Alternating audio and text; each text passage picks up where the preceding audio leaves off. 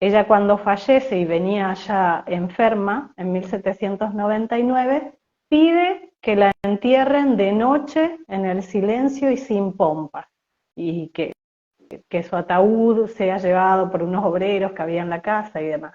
Ella fallece el 7 de marzo de 1799 y creo que en julio le hacen en la iglesia de los dominicos una misa, las exequias. Y este dominico hace una oración fúnebre muy linda y, y va nombrando cualidades que ellas tenían, ¿no? Como ese vacío que ella dejó en el pueblo, en las prostitutas, en los presos, en las señoras de la alta sociedad, en las criadas que se acercaban a hacer ejercicios.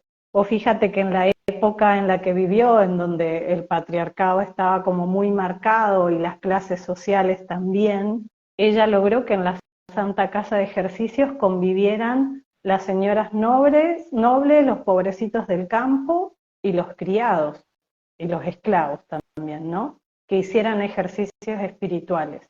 Esto está documentado y en la Santa Casa también. Cuentan que la virreina del Perú tenía que ir con su marido a España, no recuerdo la época, pero era en vida de Antula, ¿no? Tenían que ir a España porque habían sido acusados de, hoy diríamos, de meter la mano en la lata, ¿no? De haberse quedado con plata que no les correspondía. Entonces tenían que ir a enfrentarse a un juicio en España. Escuchan hablar de la fama de santidad que tenía Antula y pasan por la Santa Casa de Ejercicios a conversar con ella. Le cuentan la historia y demás. Y entonces ella les dice, vayan tranquilos que van a volver, o sea, sin ningún problema. O sea, vayan tranquilos y con la verdad. Entonces la virreina le dice, yo madre quisiera hacer ejercicios antes de irme. Entonces ella dice, tenemos una tanda de ejercicios, pero es para las pobrecitas y las domésticas. Entonces la virreina le dijo, igual yo quiero hacer los ejercicios. Bueno, y hace los ejercicios.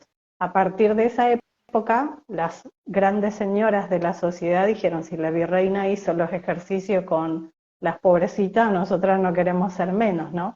Entonces, a partir de ese momento era tandas de mujeres, no, tanda de ejercicios para mujeres, no es que era para pobres, para esclavas, para nobles.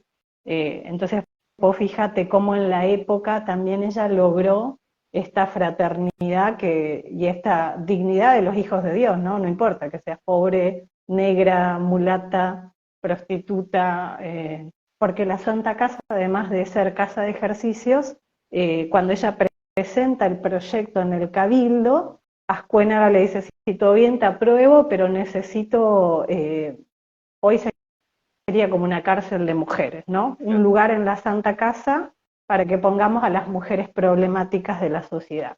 ¿Quiénes eran las mujeres problemáticas de la sociedad en aquella época? Las que, por ejemplo, no se querían casar con el marido que le habían elegido en su casa. También las prostitutas, pero digo, no eran grandes problemas comparados con los de hoy, ¿no? Entonces ella aceptó. Y había mujeres que, bueno, que entraban para reformar su vida y sus costumbres, que después decidían quedarse con ella ayudándola en la tanda de ejercicios y demás.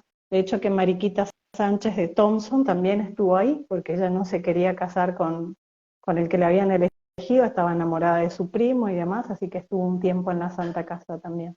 Pero era madre, por eso le decían mama, era una madre espiritual, una madre que cuidaba desde las necesidades, como San Cayetano también, ¿no? Un padre que cuida desde las necesidades. Y es así que Bien. por eso se suma la espiga a la imagen de San Cayetano. En esa época había una sequía muy grande a inicios del siglo XX, entonces el cura y las hermanas que estaban en el santuario en esa época inician una novena a él, implorando la lluvia, llueve, eh, tienen fortuna con las cosechas y demás, y entonces como ofrenda se le suma la espiguita a la imagen de San Cayetano. Y creo que era 1928 el año. Desde esa época se lo empieza a invocar pidiéndole el pan y el trabajo, ¿no? Ahora, hermana, hablando de Antula, ¿cómo se podría resumir para, para alguien que no conoce a Antula? ¿Cuál es, se diría en lo religioso, cuál es su carisma? Eh, eh, ¿Cuáles son sus valores en esto de las casas de ejercicio y en esta mística que también tenía, ¿no? Era cielo y tierra por todo lo que nos estás contando, pero un resumen, ¿cómo ustedes se la presentan o lo ponen por escrito a esto que hizo Antula? Yo diría una mujer adelantada y en constante salida, una madre con todos, que no hacía distinción de personas y tenía esa capacidad de que todos se sintieran amados y se sintieran parte de la gran familia que es la iglesia.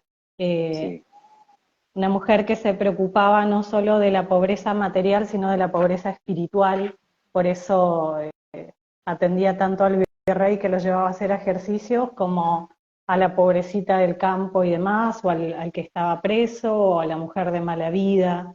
Eh, Hoy el carisma o el camino espiritual y apostólico que dejó Antula es esto, la conversión o la reforma del corazón desde la experiencia de encuentro con Dios en los ejercicios espirituales y también la misión, ¿no? Ella era inquieta, era andariega, no es que se quedaba en un lugar, ¿no? Andaba todo el tiempo, salía al encuentro del otro.